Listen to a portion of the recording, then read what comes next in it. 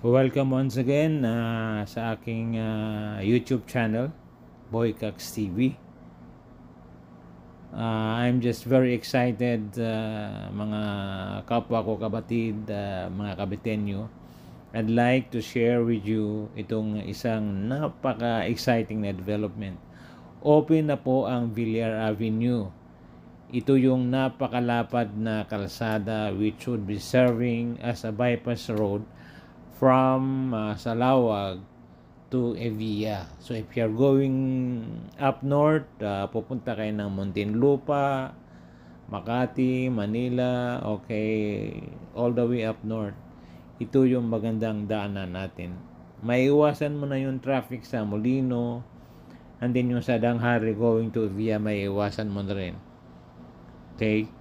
So, tatagos tayo sa Villar City. Ito yung supposed to be magiging number one, the largest, if not one of the largest siguro, CBD, because this would span about 3,500 hectares, okay, across 14 towns and cities. Napakalapad, napakalaki. This is actually a massive development. Okay, so salamat mga Villar family. Okay, so wala nang traffic from Salawag to MCX and vice versa. Hindi mo na ma-encounter yung traffic talaga. So ang ruta natin would be MCX, punta ka ng Evia, then daang Reyna, hindi daang Hari, daang Reyna, and then you pass through the center of Villar City, yung tinatawag ng U-Town. So from MCX, tumbukin mo lang yung Villar City o yung Evia, and then slightly you veer to the left, okay, and then go straight. Huwag kang kumaliwa doon sa MCX, pabalik ng MCX. Okay, just go straight down Reyna, and then sa dulo makita mo na yung Villar City.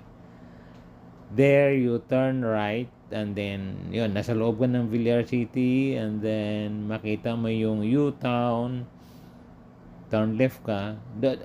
Anyway, mamaya makikita nyo naman sa video, no? So napakaganda ng kalsada, ng bagong kalsada. And if only for this, pasalamat tayo. Pasalamat ako kay Senator Manny Villar, former Senator Manny Villar, Senate President. So ito na yung video clip natin. Ito yung MCX, which is, by the way, nabili na rin ng mga Villar. Grabe, ano? Nabili na niya from the San Miguel Group. So ano kaya gagamitin nilang card? Autosweep pa rin, or Easy Trip? Kasi ang dami-dami ng card. Sana iisa na lang yung card na gagamitin natin para hindi ka na mahirapan mag-load. Iisang card na yung ilo-load mo. Yan. So minsan nagbi-build up ng konti dito sa toll gate at humihina yung kanilang sensor, pero ngayon medyo tuloy-tuloy lang. Yan. So yan, tinutumbok na natin ng Evia, pero huwag kang dumiretso sa Evia unless otherwise gusto mo pang mag-coffee sa Starbucks or sa Coffee Project. Tayo naman ay nagmamadali palagi, kaya nga umiiwas tayo sa traffic. So pag nakita mo na yung Villar City o yung Evia, slightly veer to the left, or you stay at the left most lane of the road, or the outer lane sa kaliwa, kasi didiretso ka sa daang Reyna, hindi ka didiretso sa Molino, Danghari. Sa daang Reyna tayo. Yan. So yan, pakaliwa na tayo. Sinabihan ko na yung driver namin na medyo magstay siya sa kaliwa, manatili sa kaliwa. And then sa unahan, huwag kayong dahan-dahan kayong lumipat sa kanan. Okay, kasi kung manatili kayo sa kaliwa, you will be going back to Dito walang MCX. traffic. Babalik ka doon sa MCX. Dito pa lang, solve So mo yung pag nakalabas ka na traffic dito mo sa konti. parang Mapapawalan ka ng na dito. Ibiya, slowly, gradually, kumanan ka na para dire-diretso ka na sa Dang Reyna. Oh, yun. Dito banda, kakanan ka na.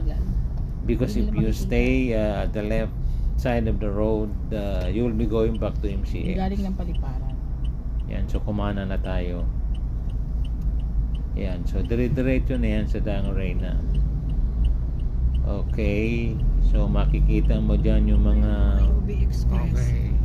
Hindi sila pwede. San signage Pedro Kung nandyan nga sa may ng sila. Foresta.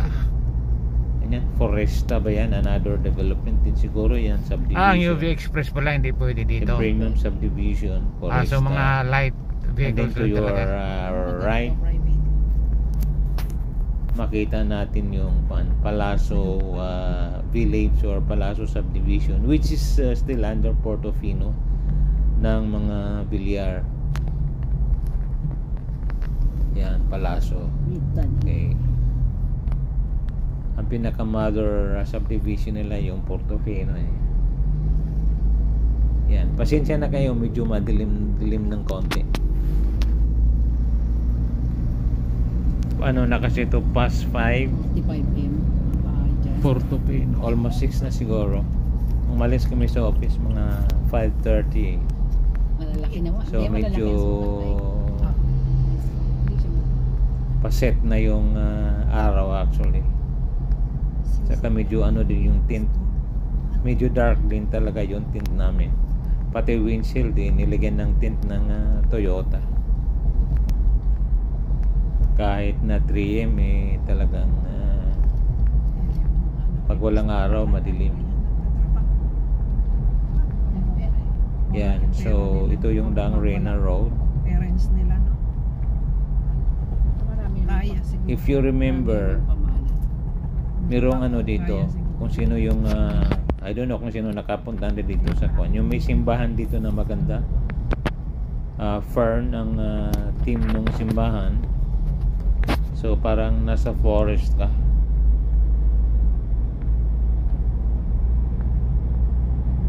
Yung altar nila may mga fern na talagang kuan, buhay na ferns, nakatanim sa kuan doon sa altar mismo. Ang galing, ganda ng simbahan na yun. So nasa kanan yun, Dito na sa kanan, Dang ano? Reyna.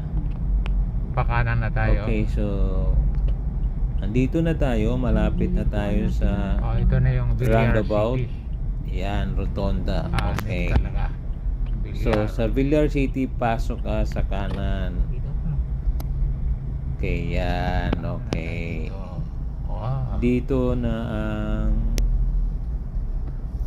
So yung Villar Amore, City. sa kanya din yan. So, pasok Villar ka na din dito. yan. Amore, na yung shortcut. Portofino. Oh. Actually, Villar. pwede naman duman doon mismo sa Villar Avenue. Kaya lang, pag doon ka pa kakaliwa sa Villar Avenue, idadaanan mo yung traffic sa Evia. Diba? Sa Evia may stoplight pa dyan, medyo may konting traffic. Okay lang kung konti. Pero Pinabalik talagang ang motor, pag hindi ka dumaan doon, dumiretso ka na sa Dang Reyna, makatipid ka Ang ng linis mga lang. at least Pagdadaan. 30 minutes. Tapos, ang laki pa So, naman, no? I would advise na Tagiliran, sa no? Dang Reyna kayo dumaan. Sidewalk You ba don't yan? have to Ang go grabe. to straight to Provincial Villar Avenue, sidewalk. yung may kuan, yung may Crossings Oo, Coffee di ba tayo? or Crossings Cafe Ayan yung galing dyan. Kalsada or talaga. Joe Galing Coffee, sa yung Joe. nasa kanto, Ang yung maliit, or yung malapit ito, sa yan. hospital na hindi pa tapos. So Galing yun dun yung sa may- Villar Avenue. Pwede ka rin Galing doon sa ano dumaan. yan, yung Coffee. If Villar you just Avenue. want to see the sa crossings. Yes. beautiful landscape, okay doon dumaan. Pero if ikaw ay nagmamadali, Crossings na mas yung maganda dito sa Dang pinagpantayan Reyna. natin. Okay, so nasa ano na tayo? Nasa, I think this is now part Exclusive. of the Villar Pero mo, Avenue. in just a few minutes, Na dito na sa nasa ano ka na, kaloob-looban ng Villar nasa City. Salawag ka na. Ano sabi naman ng daang hari? Yan. Okay, papasok na tayo sa U-Town. Yeah, there you go. Yan. U-Town, nasa Okay. University Town tayo. Yan. U-Town daw ito eh. So, University Town, and one of the first locator din siguro dito is yung University of the Philippines. I don't know kung donated lang yung land para magtayo ang UP ng school dito,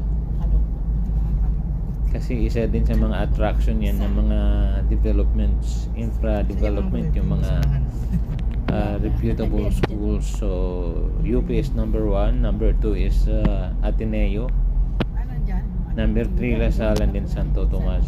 Yan yung mga top 4 schools ng sa Pilipinas. Lupa yun. Biyahin eh. So if you can get one of those schools to locate in your property, Ang dami ng isikat ka. Oh, Plus factor mo na yun. Napakaganda Yeah. ng kalsada. Okay. Dapat Yan ang lapad ng kalsada talaga. And then kahit na malapad na yan, Sila rito bilang.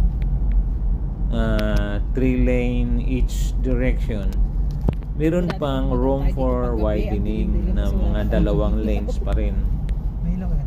So yan, naka-ready lang yan na siguro pag fully developed ng lugar, marami na mga buildings, marami ng tao, at medyo ano na yung traffic, marami na ang traffic, hindi heavy, marami flowing.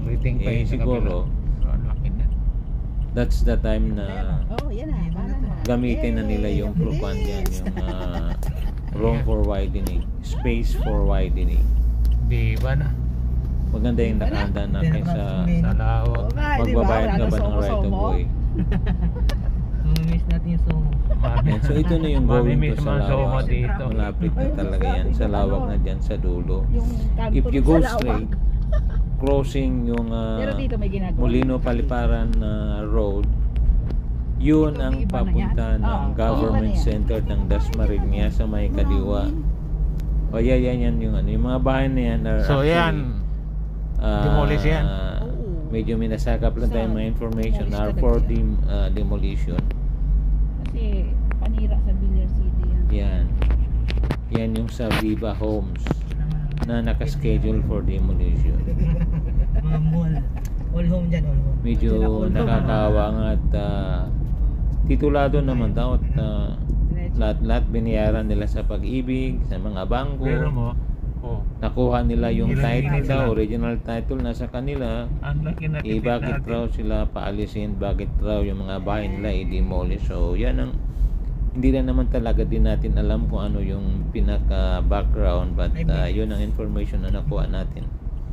Ang sabi ng Somo. We have the ng oras titles tayo na doon. issued ng RD, Pag so nagkataon I sa do not sumo, know kung bakit. minsan Isang oras. isang oras. I'm not a lawyer, so Ito, dire-diretso tingnan sana na lang yan. natin. Sa government But center I na, sa just kaliwa. hope na, yan yung diretso sa government Hindi center. tapos kasi nandun ba? Pa-left tayo. Sa may San Martin. Oh, Going to nandito na tayo sa Viva Homes Unitap. na. Viva Homes na. Ito yung sinasabi ko sa inyo to the Kailan? left. Nakalagay Yung mo, Viva justice for Viva subdivision, Homes. Viva Homes na for demolition. May mga Malay mo naman, mabigyan kami. naka-ano dito. Oh. Justice for Yan. Viva Homes. Yan. Okay. Kasi i-demolish na sila. Kawawa naman. Sana naman mabigyan ng relocation o maayos-ayos na compensation ng mga Villar o ng developer. Hindi naman siguro direct na Villar. Okay, so pa-share na rin siguro para malaman na rin ng iba at dumaan na rin sila sa Villar Avenue ng bypass road dito para hindi na natin ma-encounter yung traffic sa Somo, sa Molino, sa All Homes. Diretso na tayo sa Evia.